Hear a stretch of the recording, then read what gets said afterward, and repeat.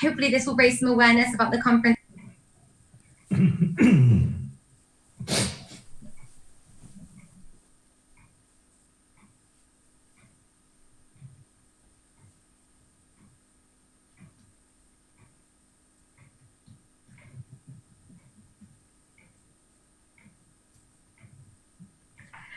Hello there, everybody, and welcome to the live podcast series for the IOC World Conference 2020.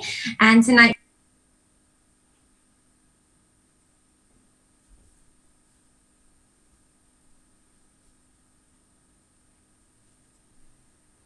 we have the pleasure of being joined by Ian Horsley, and hopefully this will raise some awareness about the conference itself. It will be held in Monaco this year, and it's a premier international conference for sports and exercise medicine, representing preeminent international authorities in injury and illness prevention, for those that don't already know. The deadline for the conference, the last day for online registration, is March the 2nd. So do try and get your tickets as soon as possible. The full price is €800. If you're an accompanying person, it is €350. And if you're a student, including PhD students, it's €300.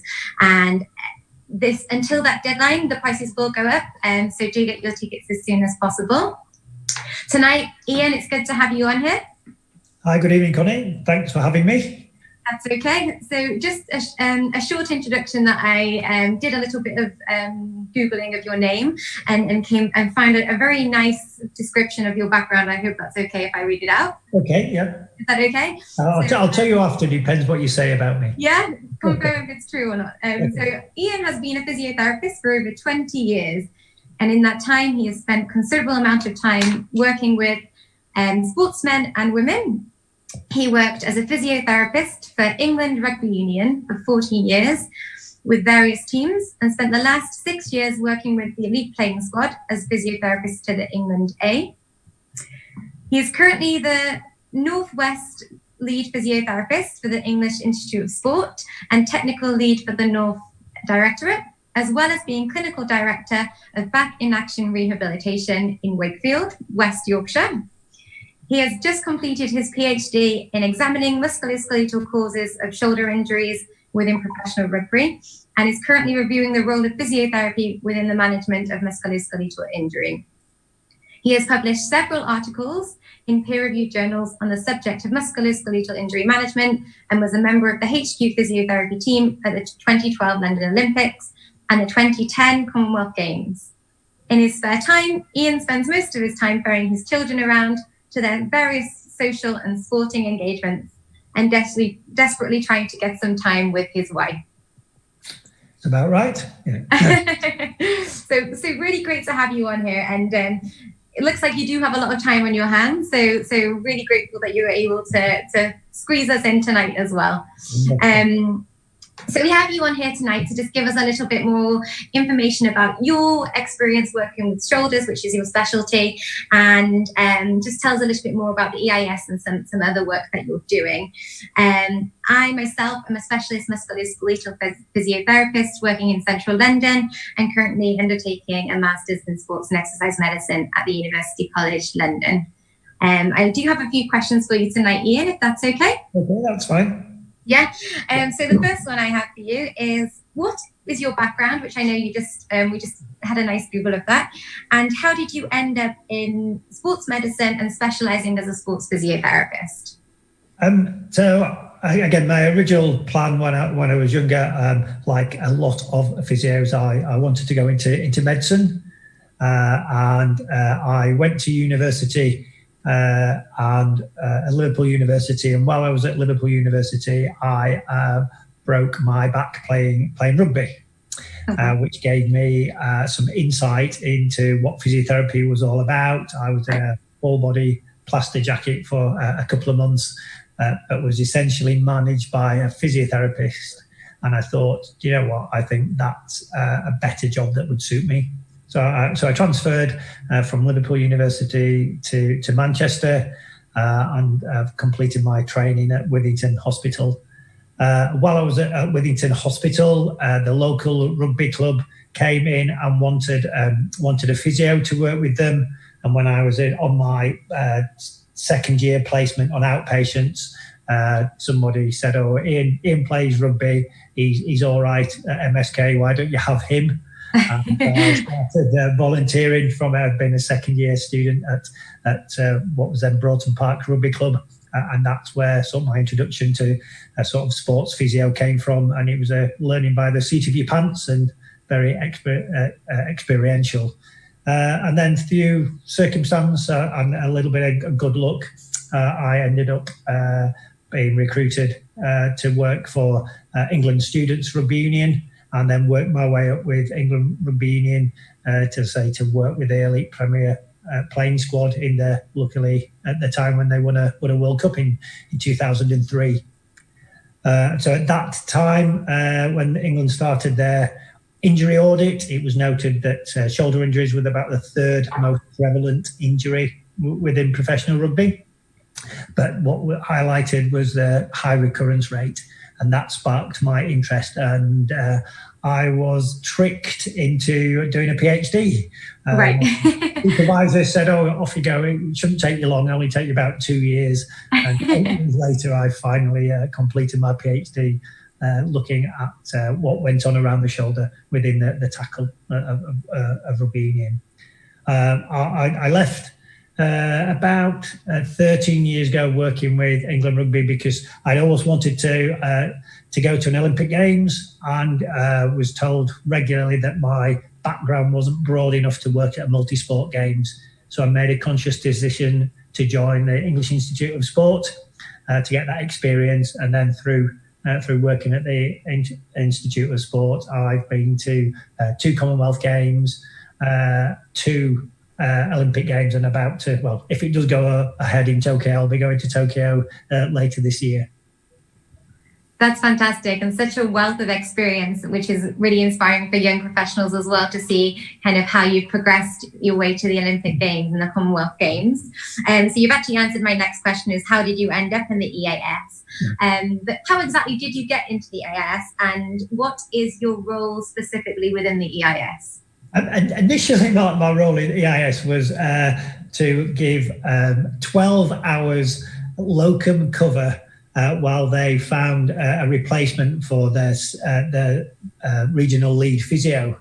That's 12 years ago. I now do 30 hours a week for the English Institute of Sport, and I don't really know how that happens.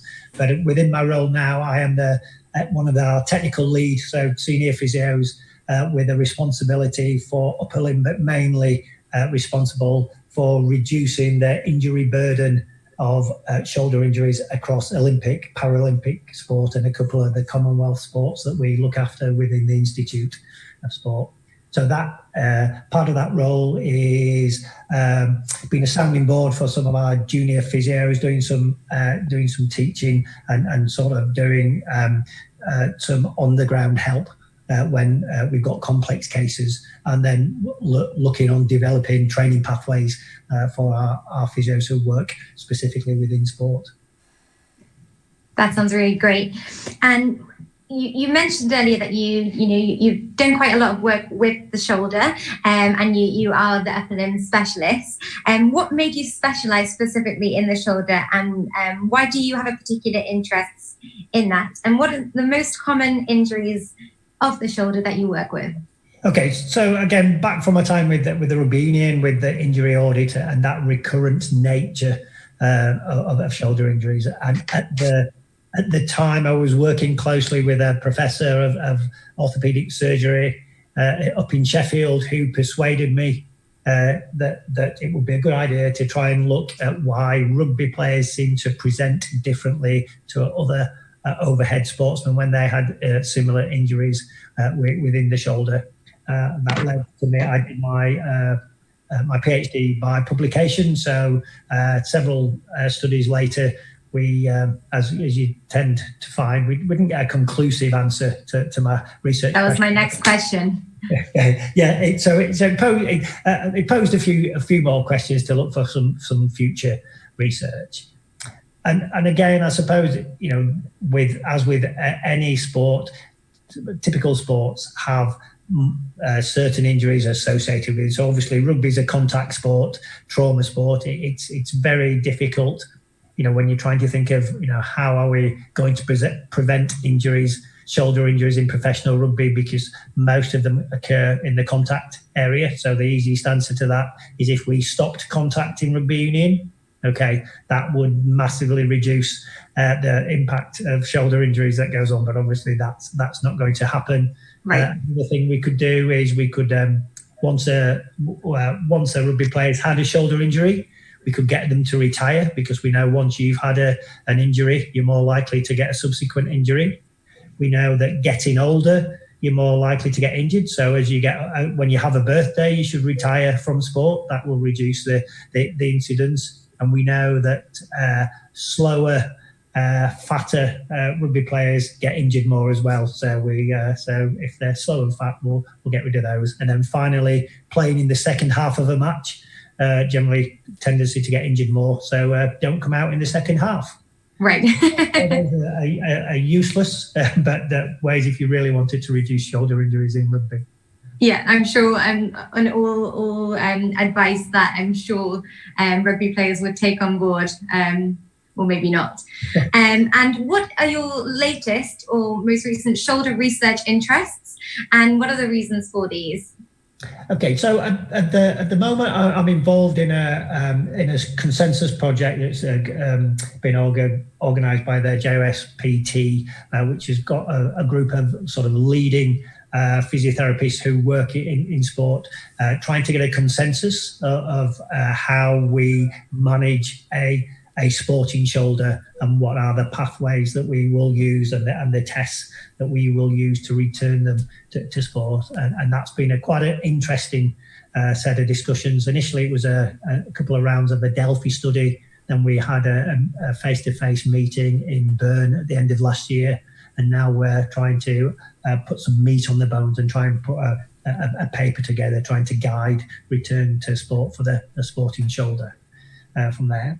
And then more locally, I over the last 18 months, I've been looking into the role of calisthenics, so body weight exercise, and how we utilise that in the upper limb.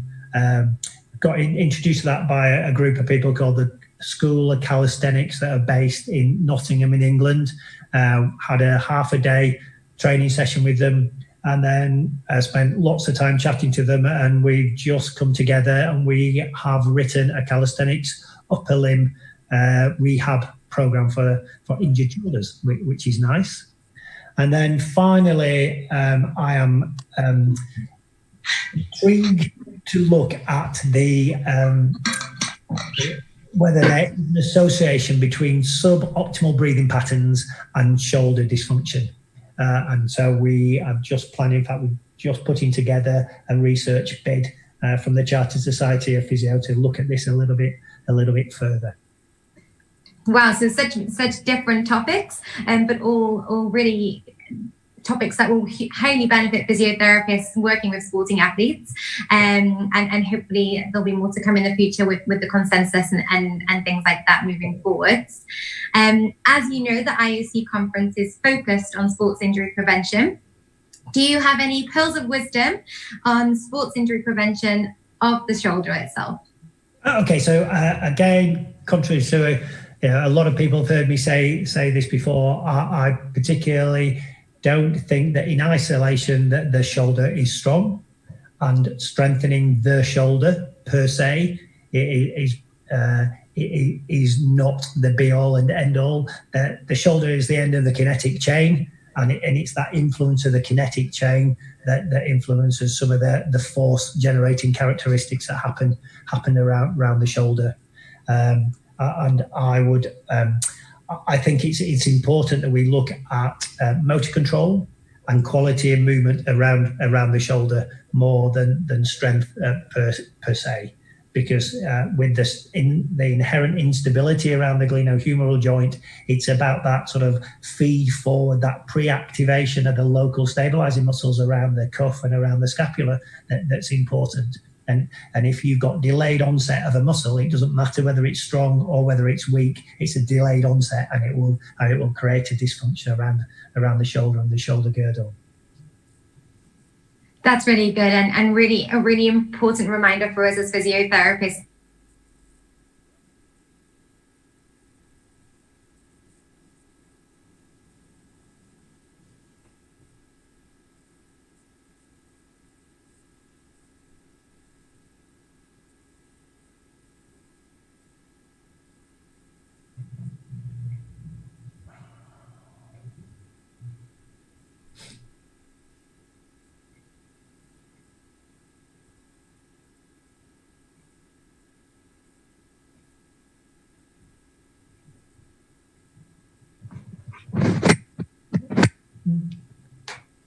We're back. Okay, excellent. Sorry about that technology dysfunction there. So like you said, it is really important that we focus on more than just strength as physiotherapists. With regards to rehabilitation of the shoulder, what are key or often missed important shoulder rehabilitation components in athletes that are often seen? Again, and it's not just a thing that's for athletes, but as I briefly mentioned earlier about the kinetic chain. So the transmission of force through the kinetic chain, and let's assume that most activities are done in standing. 50% of the force that's produced in the upper limb comes from the waist down, 30% comes from the trunk, and only 20% locally. Yes, it's important to concentrate of that, generating that 20% of the force through the shoulder girdle, but we need to look at that. We're getting that optimal 30% from the trunk and 50% from the waist down, and that's what is often missed. It is those areas of the kinetic chain, and if we're not generating that force from the trunk or lower down, we physically end up with the shoulder overreaching, trying too hard, and overloading the structures around the shoulder, and creating problems. That makes sense, and I'm sure that will be relevant to those working with athletes, but those in clinics as well. And as the technical lead for the EIS, do you mind telling our audience about the role of physiotherapy within the EIS in general and the routes that you have for recruiting? Yeah, we have about over 70 physios who work across the English Institute of Sport, and we've got several sites spread across England. Some sports have dedicated physios that will work with that sport, and then we have another group of physios who are called the multi-sport physios, who will work with lots of different sports. If you're a dedicated physio and you work with a sport, you will then be embedded in that sport and you will travel. So some of our physios spend approaching 200 days on the road working with athletes at competitions and at training camps. And it's important we have a structure, an organised structure, where we have a group of 10 physios who are called the technical leads, who are the senior physio, and most of us have got lots of grey hair from their but their experience, and we are sort of responsible for different areas. So as I said earlier, I'm at upper limb area. We've got people who are responsible for spinal. We've got people who are responsible for lower limb. We've got people who are responsible for parasport, and they are the sort of the go-to people in those areas if you have a problem, and if we don't know, if we can't solve your problem, then we should be able to know somebody outside the organisation who can help solve our problem, or if not, that gives us a question to work on from a research point of view in the future to try and work that out.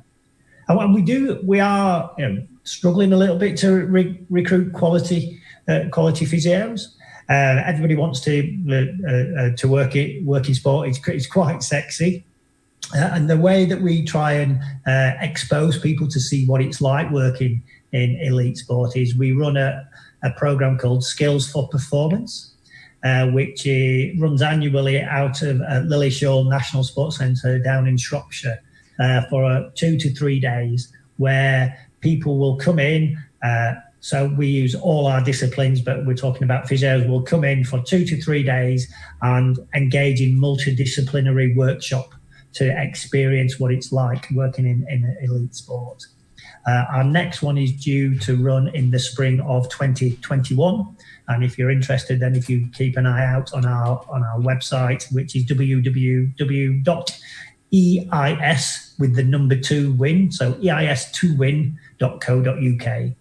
And then in addition to that, we sort of sponsor some bursaries for master's studentships. So we've got some links with Birmingham University, University College, London University and Salford University, where we will offer a bursary for some postgraduate MSc program alongside a 46-day opportunity to be embedded within sports as a multi-sport and within a multidisciplinary program over that time whilst completing your work and your study for your MSc.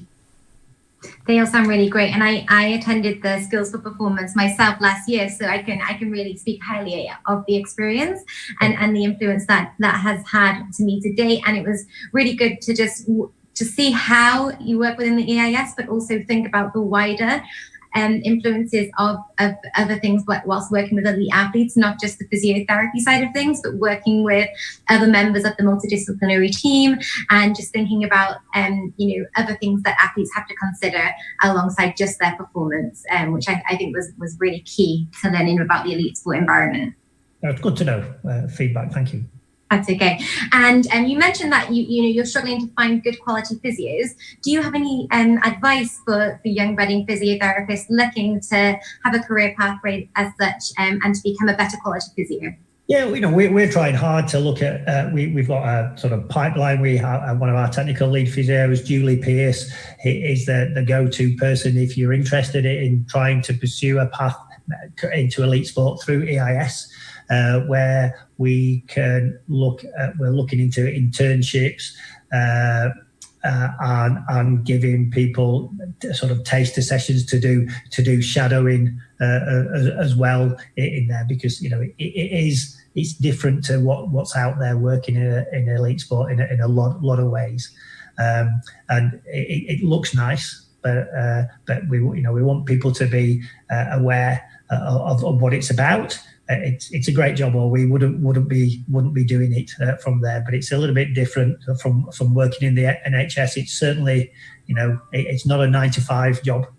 Monday to Friday. It's all day, every day. It is exciting, and so we're keen to get people to understand what it's about and have the right background, so when they apply, it makes it easier for us to shortlist list them and get them into the Institute of Sport. But certainly, Skills for Performance is a really good way for you to make yourself known to us as a group of recruiting staff.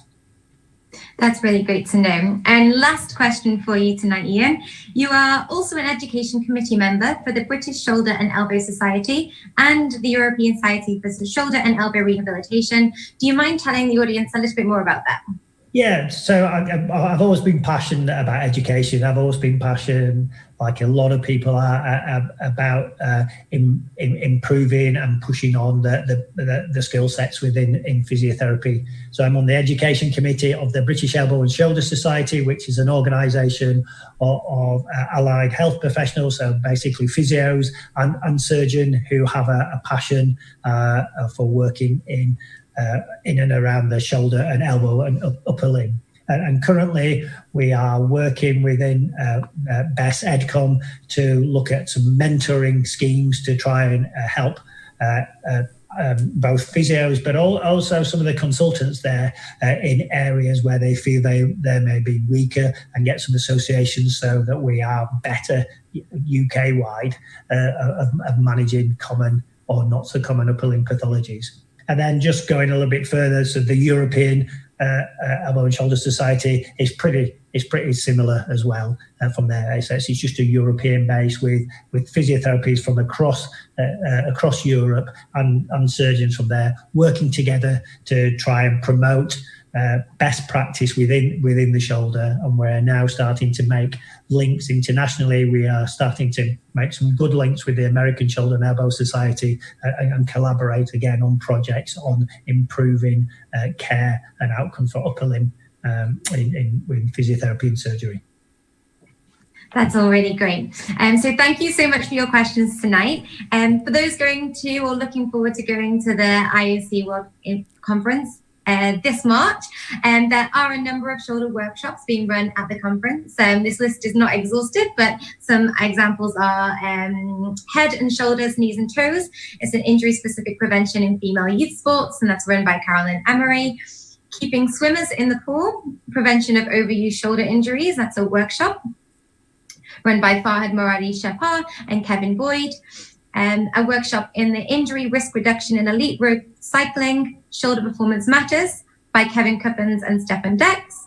And last of all, there will be a shoulder poster area, and that will be chaired by Elizabeth Arendt, and a few more shoulder workshops as well that I haven't mentioned.